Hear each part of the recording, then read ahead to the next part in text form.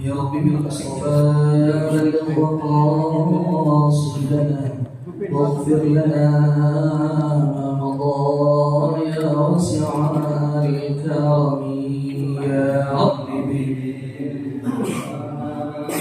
بلغ مقاصدنا واغفر لنا ما مضى. محمد سيد الكونين والثقلين والفريقين من عرب ومن عجم يا رب بلغ مقاصدنا واغفر لنا ما مضى.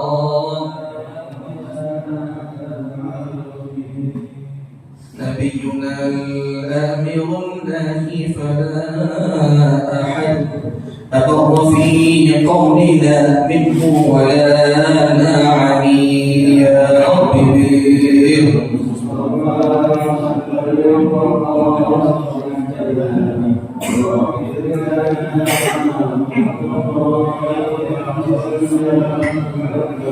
هو الحبيب الذي ترجى شفاعته بكل هول من الأهوال مقتحم يا رب بلغ مقاصدنا واغفر لنا ما مضى. اللهم صل وسلم وبارك عليه وعلى آله. بفاتحة حضرة سيدنا وحبيبنا شفيعنا رسولنا محمد بن عبد الله صلى الله عليه وآله وسلم إلى أرواح الأنبياء والمرسلين والملائكة المقربين وإلى أرواح أزواج رسول الله أجمعين وأمهات المؤمنين وأهل بيت رسول الله أجمعين والخلفاء الراشدين ساداتنا أبي بكر وعمر وعثمان وعلي وأصحاب رسول الله أجمعين والتابعين وتابع التابعين ومن تبعهم بإحسان إلى يوم الدين من العلماء العاملين والأولياء والشهداء والصالحين والأئمة المجتهدين وجميع سادتنا آل بعلوي وذوي الحقوق عليهم أجمعين وإلى جميع مشايخنا في الدين وعلمائنا وأساتذتنا وذوي الحقوق الواجبات علينا وجميع أهل القبور من المسلمين والمسلمات والمؤمنين والمؤمنات أن الله تعالى يتغشاهم بالرحمة والمغفرة مسكنهم وجنة ويعيد علينا من بركاتهم وكراماتهم ومناداتهم وعلومهم ونفحاتهم وبركاتهم في الدين والدنيا والآخرة. الفاتحة على هذه النية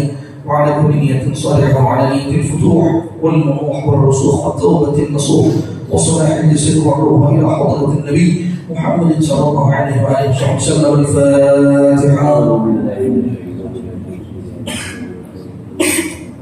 الحمد لله رب العالمين الرحمن الرحيم إياك نعبد وإياك نستعين اهدنا الصراط المستقيم صراط الذين أنعمت عليهم غير المغضوب عليهم ولا الضالين آمين. اللهم صل وسلم على سيدنا محمد الفاتح لما أغلق الخاتم لما سبق الناصر الحق بالحق والهادي إلى صراطك المستقيم وعلى آله وصحبه حق قدره ومقداره العظيم.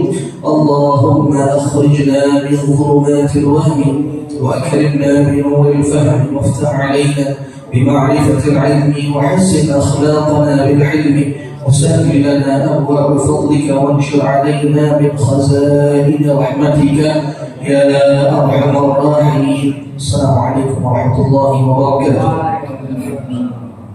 الحمد لله رب العالمين والصلاة والسلام على أشرف الأنبياء والمرسلين سيدنا محمد وعلى آله وصحبه أجمعين. أما بعد سبحانك لا علم لنا إلا ما علمتنا إنك أنت العليم الحكيم. رب اشرح لي صدري ويسر لي أمري واحلل عقدة من لساني يفقهوا قولي وسدد لساني واهد قلبي بحق سيدنا محمد صلى الله عليه وسلم. Menjelaskan kepada Allah Subhanahu Wa Taala. Sebelumnya minta maaf terlebih kalau fakir lama juga nggak masuk. Pertama karena umroh, kedua karena memang kurang sehat. Yang sekarang pun masih kurang sehat sebetulnya, suara masih Seperti aku mendengar suara masih serak, ya, masih mengkonsumsi obat, ya, doakan mudah-mudahan saya terangkat. Dan insya Allah pada hari ini kita melanjutkan kembali tahsin tilawah daripada surah Al-Alaq. Ini surah Al-Alaq atau surah yang kita sebut biasa Iqra. Masih ada sampai berapa? Sampai kita terakhir. Inna ila rabbika rusuk. Ya, sebetulnya kita sangat mengharapkan pengen banget gitu. Karena ini ngaji Quran, ya, karena ini ngaji Quran sebetulnya pengen banget semua yang hadir, ya, bawa Quran masing-masing, ya. Karena nampaknya udah sering mengingatkan bahwasanya ada tiga hal yang Allah jadikan cuma sekedar melihat. Ya cuma sekedar melihat hal tersebut ia mendatangkan rahmatnya Allah Ta'ala. Ada tiga hal yang sekedar melihat doang dapat pahala. Tiga pandangan yang kalau kita pandang atau tiga penglihatan yang kalau kita lihat hal tersebut mendatangkan pahala. Yang pertama apa? An-nadhru ilal Ka'bah, melihat Ka'bah. Itu melihat Ka'bah pahala tuh. Walau cuma melihat doang. Lihat doang Ka'bah. Bagi pertanyaannya, walaupun di TV, walaupun di gambar, walaupun nggak lihat langsung, ibu lagi jauh Ka'bah. Walaupun cuma sekedar di gambar, bagi TV kita lihat, ada siaran langsung nih, live Masjidil Haram pas banget kan? Ka'bah atau di rumah kita punya foto Ka'bah, punya gambar Ka'bah kita lihat, dengan rasa ya Allah pengen itu. Nah itu dengan sekedar melihat itu kita mendapatkan pahala dari Allah Subhanahu wa Ta'ala. Yang kedua, an-nadhru ila mushaf, melihat ke mushaf Al-Quran. Ya, lihat doang nggak baca. Orang baca, kita dengerin, dulu kita lihat mushaf Al-Quran, dapat pahalanya. Ya, dan ini juga Allah tanyakan apakah di handphone termasuk, umpamanya begitu. Di handphone termasuk. Kita handphone buka umpamanya kayak ini, ada aplikasi Al-Quran. Kita buka, kita lihat, ya, orang lain baca, kita lihat, perhatiin, simak, dengar, ya, dapat pahala.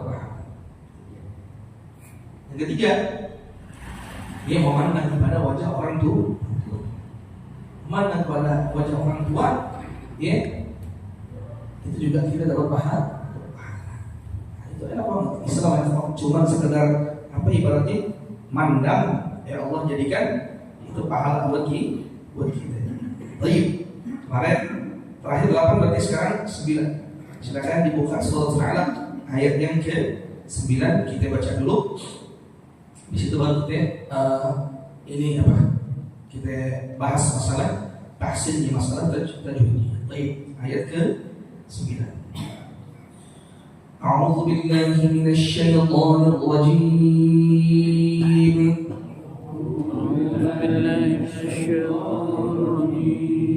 Bismillahirrahmanirrahim.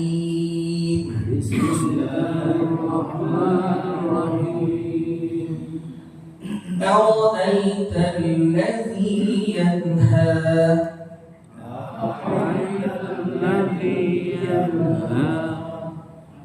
عبدا إذا صلى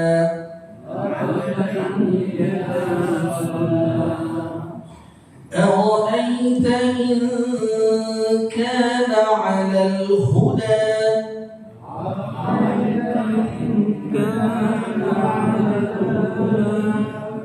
أو أمر بالتقوى أرأيت إن كذب وتولى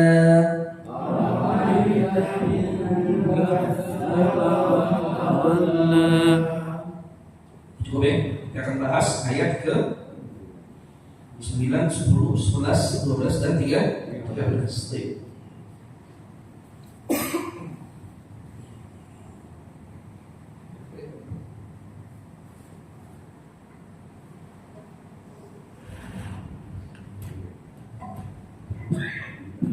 Ayat ke 9 apa bunyinya? أرأيت الذي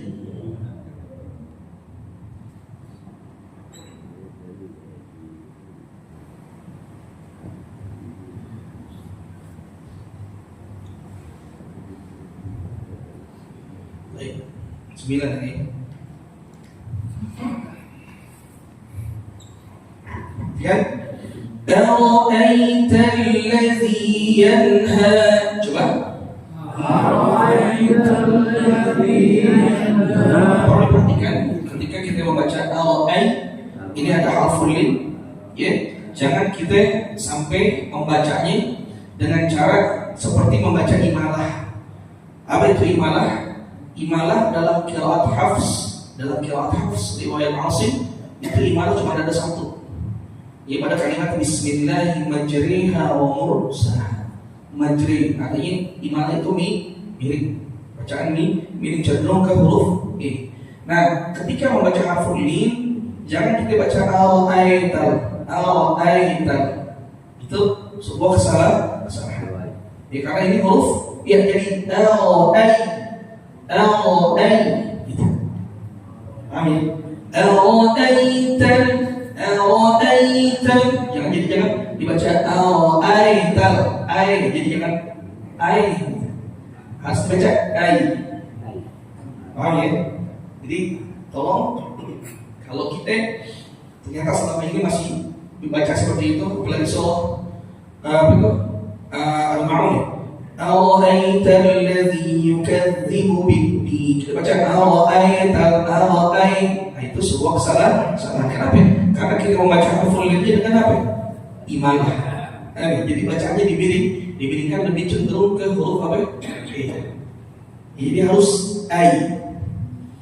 Ara'aital ladzi. Nah, perhatikan di sini. Di sini ada ladzi pertama dia yang sukun asli. Ya, yang sukun asli artinya memang benar sukun. Ya, lalu ada dia yang berharokat fathah. Nah, nggak ada tuh dalam istilah tajwid yang mati ketemu yang hidup. Jadi itu enggak. Adanya mim sukun atau mim mati ketemu mim baru idgham mutamatsilain. Nah, itu wajibul gunnah. Sedangkan kalau ya sukun sebagian Quran ada titiknya, sebagian mushaf ada titiknya, sebagian mushaf enggak. Coba antum lihat di juz amma, ada enggak titiknya? Ada. Tapi di mushaf yang lain enggak ada. Nah, jadi ladzi di sini ara'aital ladzi tetap dibaca mad asli, dibaca dua harokat. Ara'aital ladzi yanha, ara'aital ladzi yanha. Jadi jangan nanti ini kan ya sukun ketemu ya fathah nih. Jadi musyaddadah dibaca tasydid. Ara'aital ladzi yanha itu salah. Karena ada sebagian orang menganggapan seperti itu. Jadi ara'aital ladzi dibaca ini ya ini seakan-akan bertasydid karena beranggapan apa ya? Ya sukun bertemu dengan ya maftuhah yang berharakat fathah. Tapi ternyata di situ bukan. Enggak ada. Jadi tak ladzinya dibaca mad asli, yang hanya dibaca tetap yanha. Ara'aital ladzi yanha,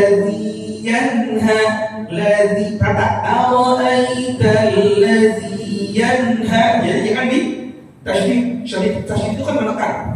Tasydid itu kan menekan bacaan. Jadi jangan dibaca ara'aital ladzi yanha. Nah, itu salah.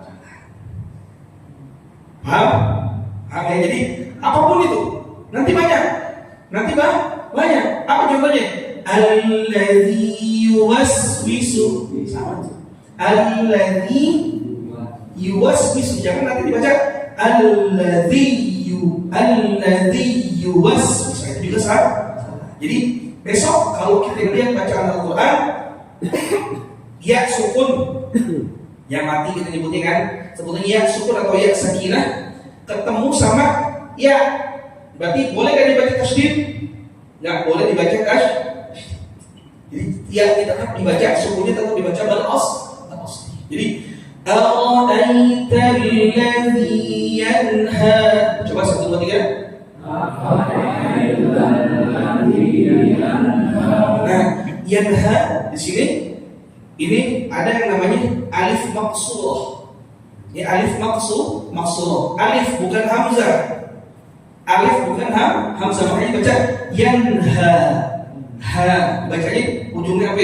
Halus. Jadi bukan yanha, bukan yanha. Beda antara yanha dengan yanha. Beda nggak? Beda. Nah ini karena alif maqsurah, jadi dibacanya yanha. Ara'aita alladhi yanha. Coba 1, 2, 3. Ara'aita alladhi yanha. Baik, hasan. Terus ayat satunya apa?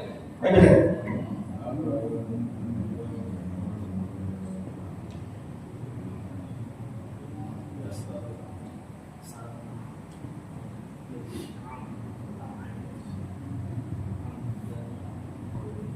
Baik, ayat ke 10. Abdan idza shalla. Coba 1, 2, 3. Kalimat aib ada ba sakinah, ba sukun yang ada di tengah kalimat itu menandakan bahwa saya bacaan itu adalah apa? Qalqalah surah. Jadi disebut abdan. Jadi harus ada pantulan dalam membaca ba sukun. Abdan idza shalla. Baik, nah ini dalam tanwin. Ya, kata-katanya ketemu apa? Ketemu hamzah menjadi apa? Menjadi izhar. Ya, menjadi izhar. Izhar halqi disebutnya. Menjadi izhar halqi. Jadi enggak boleh didengungkan. Jangan nanti dibaca abdan idza shalla. Salah. Harus baca izhar itu jelas, enggak pakai dengung. Enggak pakai ditahan. Jadi langsung abdan idza shalla. Jangan besok dibaca kayak begini. Abdan idza shalla. Salah betul? Salah. Kenapa? Karena dia mendengungkan dan menahan bacaan izhar. Ya. Baik. Terus idza ya, muharakat jangan banyak, jangan lebih dari itu. Idza terus shalla, sama di sini ada alif maqsurah shalla. Jangan dibaca shalla.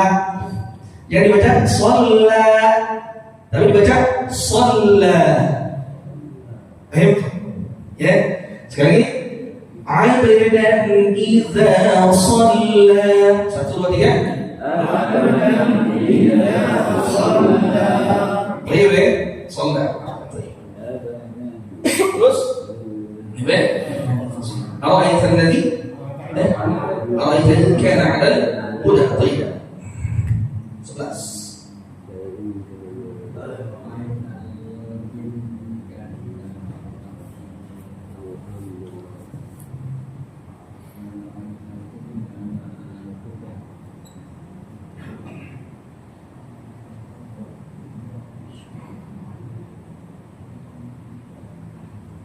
Baik.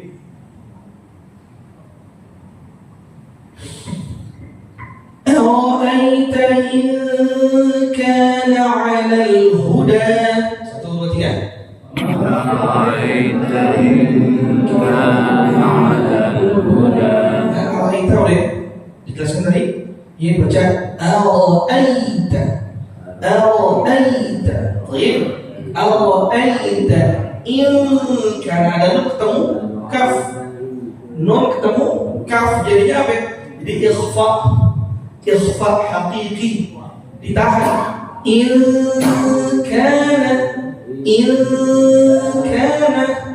Tapi ikhfa itu bukan jangan mentang-mentang dengung jadi bacanya Jadi in kana, salah. Kalau kita baca ikhfa, kita baca ara'aita in kana. Enggak, salah jadi in kana. Ara'aita in kana bukan inka. Beda ya? Beda. Jadi hati-hati, ikhfa itu jangan dibaca semuanya dibaca Antum asyaddu khalqan. Nah itu sebuah kekeliruan juga, sebuah kesalahan dalam membaca huruf ikhfa. Nah, huruf kaf itu kan, huruf kaf itu harokatnya adalah al-makhraj. Makhraj huruf kaf itu adalah apa ya? Ya, bagian lidah bagian dalam. Ya, lidah bagian dalam. Kan lidah itu ada depan, tengah, dalam. Ya, bagian dalam. Nah, aqsal lisan, lidah bagian dalam, bagian ujung menempel dengan apa ya? Dengan langit. Jadi kakiku. Kakiku. Maka ketika kita mau mengikhfakan huruf kaf, ilka, makhraj huruf kita, makhraj lisan kita, mulut kita siap-siap mengucapkan huruf kaf. Ara'aita in kana. Ya, baik, sekarang lagi ya. Ara'aita in kana 'alal huda. Nah, huda di sini sama alif maksurah. Huda. Jangan dibaca huda. Tapi dibaca huda. Jadi belakangnya semua halus. Kagak kayak orang ngerem gitu. Huda. Nah, huda. Beda antara a dengan a. Ya kan? Baik, sekali lagi kan? Ara'aita in kana 'alal huda. 1, 2, 3. Ara'aita in kana 'alal huda. Jangan lupa ikhfain situ. 1, 2, 3. Ara'aita in kana 'alal huda. Kalau ikhfain itu kan kita tahan dulu. Ara'aita in kana 'alal huda. Coba sekali lagi 1, 2, 3. Ara'aita in kana 'alal huda. Itu artinya ara'aita in kana 'alal huda. Ibe, ayat ke 12. Au amara bil taqwa.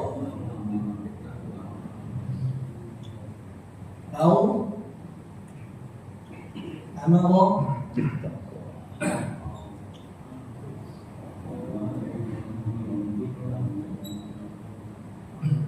12. Au amara bittaqwa. 1, 2, 3. Baik, au sama harful lin cuma ada 2. Au atau ai. Jadi huruf yang awalnya fathah bertemu dengan alif, atau huruf yang awalnya fathah huruf yang awalnya fathah bertemu dengan ya sukun, atau huruf yang awalnya fathah bertemu dengan waw sukun. Au ai. Bacanya au, bukan au. Au. Ai, tapi bukan au, bukan au ama, bukan au a, bukan au a, tapi au a. Au ama, Sorry,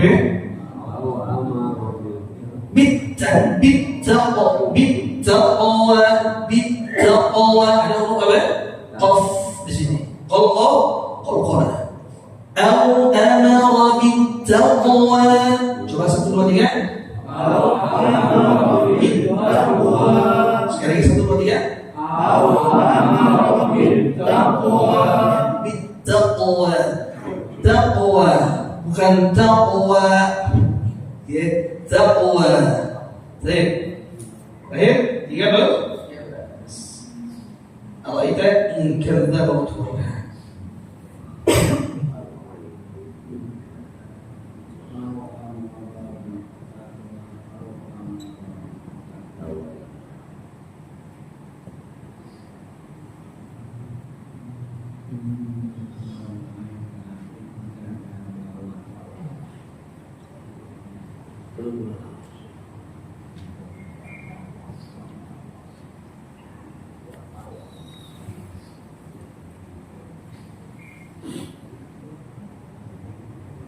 Baik.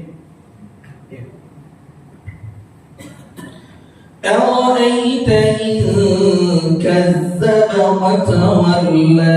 Coba satu dulu ya. أرأيت إن كذب وتولى. أرأيت udah ya, udah أرأيت sama ink ada apa? Dengung terus apa? Dua hal jadi ink gitu. Ada apa? Jeda. Dua harakat, satu alif. Watawalla, bukan watawalla. Jangan dibaca watawalla, tapi watawalla. Dua harakat. Walaupun di ujungnya itu ada tanda apa? Ada tanda mat, iya kan? Ada tanda kayak bendera gitu. Nah, tapi itu nggak dianggap ada. Ya nggak dianggap ada kalau seandainya bacanya waqaf. Tapi kalau seandainya bacanya wasol, nah maka itu berfungsi. Awaita in kadzdzaba wa tawalla alam ya'lam bi anna Allah yara. Gitu. Jadi kalau waqaf dibacanya dulu harakat. Tapi kalau wasal, nah berfungsi itu jadi mad jaizmun fasil. Jadi nanti sekali lagi jangan terpengaruh dengan ujung-ujung ayat yang apa? Ada tanda mad 4 huruf. Selama bacanya waqaf itu nggak berfungsi, nggak dibaca 4, tetap dibaca berapa? Baik. Ara'aita in kadzdzaba wa tawalla. Tiga.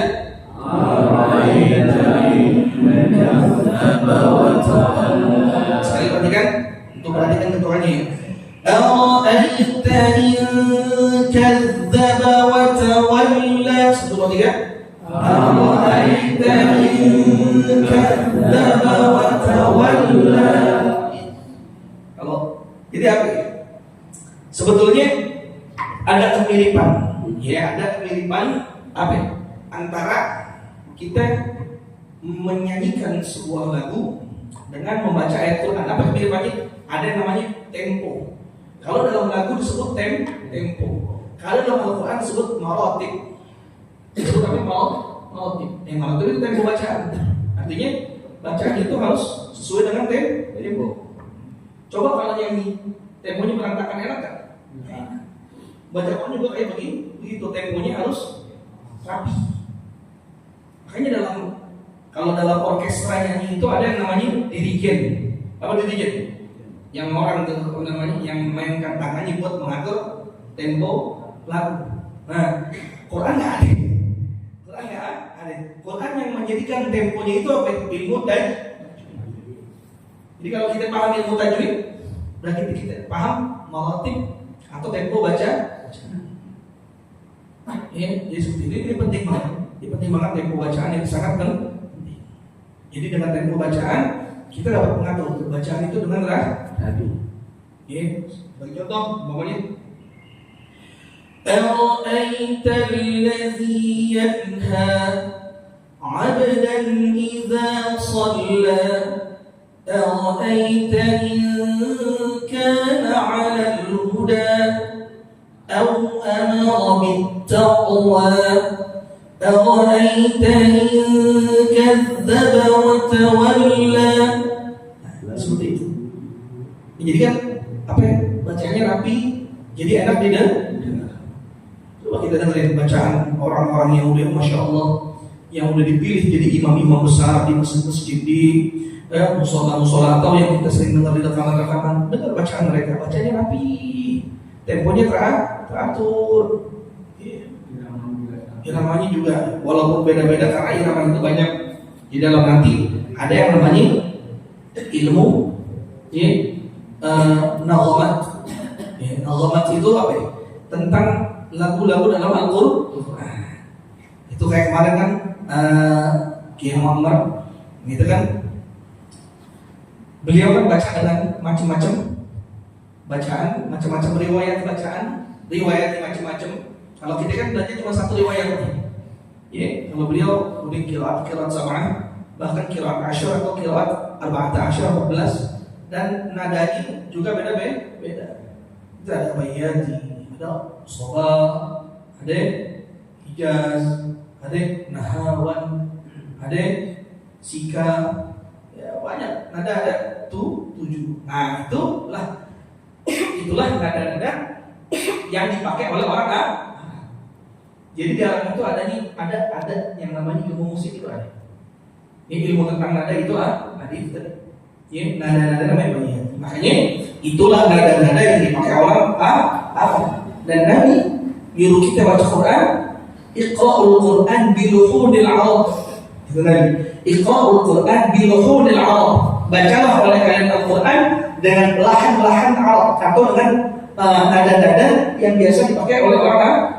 Makanya mohon maaf, ya, mayoritas sebagian besar ulama itu mengharamkan baca Quran, mohon maaf nih, pakai langgam ya. Sebagian besar ulama mengharamkan pakai langgam ya. Nah terus kenapa waktu itu kok Wali Songo kok apa itu melanggamkan Al-Quran, melanggamkan zikir. Nah, mereka Wali Songo itu melanggamkan Al-Quran, melanggamkan zikir pertama dalam rangka dakwah. Karena orang Indonesia pada saat itu buta sama sekali tentang Islam. Mereka nyanyi terbang-terbang Jawa, mereka nyanyi. Akhirnya Wali Songo berpikir gimana caranya supaya orang-orang pada tertarik. Udah Al-Quran mereka langgamkan, azan mereka langgam. Orang Jawa pada bingung, ini apaan? Kok lagunya sama tapi bahasanya beda? Timbul ketertarikan mereka. Timbul ketertarikan mereka. Nah, tapi itu sekedar apa? Sekedar muqaddimah dalam dakwah. Kita kan pembukaan dalam dakwah. Tapi kalau udah tertarik semuanya masuk dalam agama Islam, dia mau belajar Islam baru diajarkan yang sesuai dengan apa? Nada-nada. Dan itu pun di daerah Jawa sebagian besar itu mulai ditinggalkan. Kalau memang kalau kita pernah dengar ada di beberapa daerah, yang mengumandangkan azan sampai sekarang masih dalam langgam Jawa. Bahkan baca Al-Quran pun dengan langgam Jawa. Artinya begini, sebagian besar ulama bilang tidak boleh, tapi ada sebagian kecil ulama bilang itu boleh. Itu nggak jadi masalah. Jadi selama ada yang memperbolehkan, walaupun itu cuma sedikit yang ngomong ulamanya, masih boleh pakai silakan. Yang penting itu pun dipakai di daerah-daerah tertentu loh. Nggak semua daerah di Indonesia. Nah di sini jangan dipakai. Jangan besok ngomongnya aja pakai langgam Jawa ya kan. Kita masih ramai, bukan kami orang mau sholat, kami pada protes loh. Ya, gitu. Jadi nah itu sekedar intermezzo biar kita tahu. Tapi kalau disebut, saya nggak bisa ini. Langgam Jawa kan bisa, langgam Arab kan nggak bisa udah yang lurus aja. Ya, Bismillahirrahmanirrahim. Alhamdulillahi Rabbil Alamin. Ar-Rahmanir-Rahim. Nah itu perintah kita di Al-Quran bil-hurufil Arab. Bacalah Al-Quran dengan lahan atau lagu-lagu orang Arab, arti dengan nada yang biasa dipakai orang Arab. Itu hukumnya sekedar sunnah. Bukan wajib. Kalau wajib ini cuma sekedar sunnah. Kalau kita nggak bisa sama sekali, waduh, boro-boro suaranya pas-pas gitu. Yang lurus aja gitu. Yang lurus aja, karena banyak juga para masyayikh, para qurra itu, mereka yang masya Allah, banyak yang bacanya lurus aja. Yang bacanya lurus aja banyak. Salah satunya yang Al-Fatih juga belajar dari beliau, walaupun belajar secara online, itu ada namanya Syekh Iman. Beliau kalau belajar Quran lurus aja. Bismillahirrahmanirrahim. Iqra bismi rabbikal ladzi khalaq. Khalaqal insana. Hati sholat juga begitu baca. Lurus aja. Ya, jadi nggak jadi masalah. Jangan nanti masalah lahan atau masalah lagu nada dalam Quran jadi kepikiran. Apalagi besok ngomong apa nih? Ada orang ngomong apa ini? Bacaannya bagus. Di sini di masjid yang umpamanya Tapi karena nggak bisa nada, jadi malu lagi. Kalau misalnya seandainya dari antum merasa punya kapasitas, bacaannya bagus nih. Ini bacaannya bagus, udah ada syahadah, udah ada kesaksian dari banyak orang bahwasanya bacaan Anda layak buat jadi imam. Tapi cuma gara-gara bacaannya kagak nada nih. Dia takut sama orang kagak enak gitu, dan jadi kagak maju jangan. Enggak apa-apa baca tadi. Qul huwallahu ahad, Allahus samad, lam yalid wa lam yulad wa lam yakul lahu kufuwan ahad. Allahu akbar. Enggak usah pakai mikirin nah nomor sekian. Nah nomor sekian. Baik, insyaallah bisa dipahami ya, dan insyaallah mudah-mudahan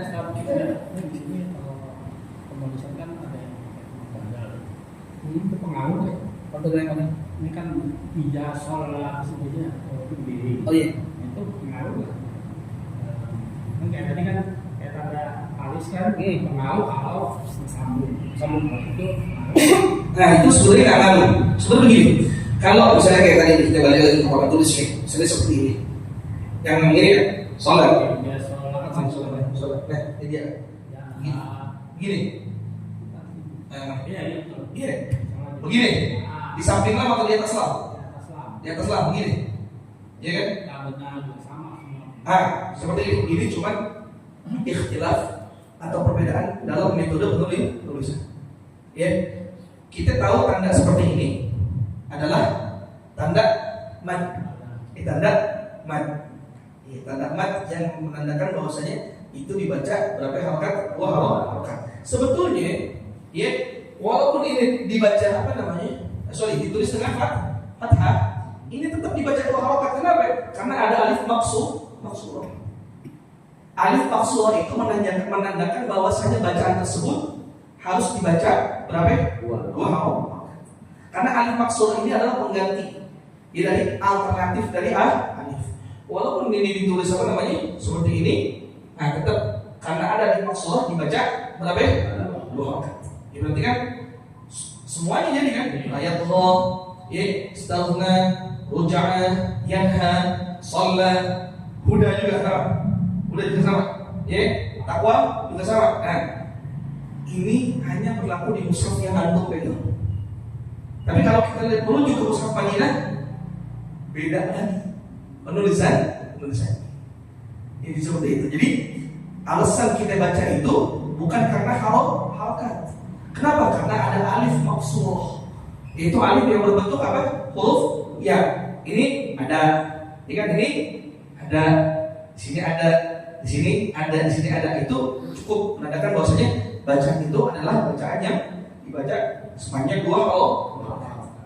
Makanya antum kalau punya sama kayak gitu, nama kayak gitu tuh, antum bandingkan dengan mushaf Madinah. Itu akan banyak sekali perbedaan. Tetapi cuman perbedaan dalam penulisan. Sekali lagi ya, perbedaan dalam penulisan. Bacanya sama nggak? Bacanya sama. Kenapa kok di Indonesia? Mohon maaf, sama itu seperti itu. Biar nanti orang Indonesia kita paham kalau itu 2 harakat. Karena mohon maaf, kadang-kadang orang itu nggak paham kalau bahwasanya alif maksurah itu menandakan bacaannya 2 harakat. Tapi karena ada tanda apa? Mat kayak tanda petik saja itu, jadi orang paham ini dibaca 2 harakat.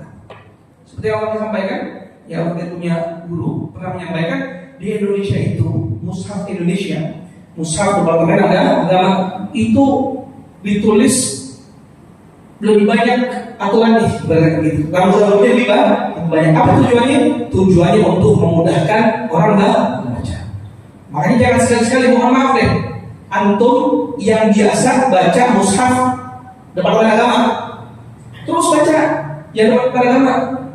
Jangan nanti orang-orang pulang umroh atau pulang haji dikasih Quran, beda nih, jadi bingung bacanya. Jadi bingung karena nanti antum bakalan lihat di salah satu mushaf kalimat Allah pada tasydidnya itu nggak ada tanda petik, tapi cuma sebelah tanda fathah. Bingung, salah nih.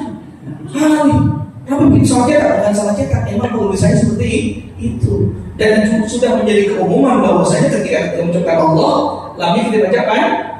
Makanya janganlah kalau saya maksudnya cuma sekedar apa kasih saran, kalau kita biasa baca Quran mushaf Departemen Agama mushaf cetakan Indonesia sini, kalau tiba-tiba dikasih apa, jangan nanti khawatirnya bingung. Bukan sebenarnya apa namanya, kalau paham sih jauh nggak bingung.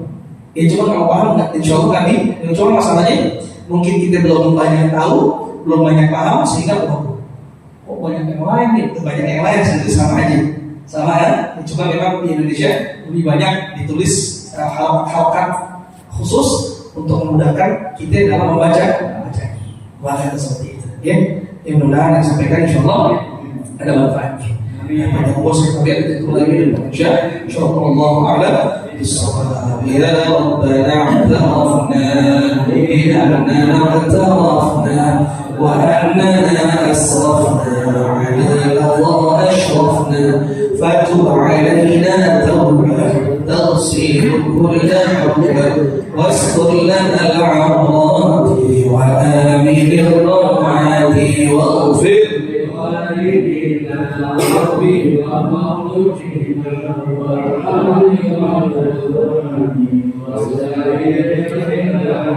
وكل في محبة والمسلمين آمين ربي يسمع فضلا لا باكتساب منا للمصطفى الرسول نحظى صلى عليه عند الحمد وآله وصحبه عداد الضش والحمد لله في البدء الحمد لله على نعم الله الحمد لله على بركة الله الحمد لله حمدا يوافي نعمه ويكافئ مزيدا الحمد لله رب العالمين يا رسول الله سلام عليك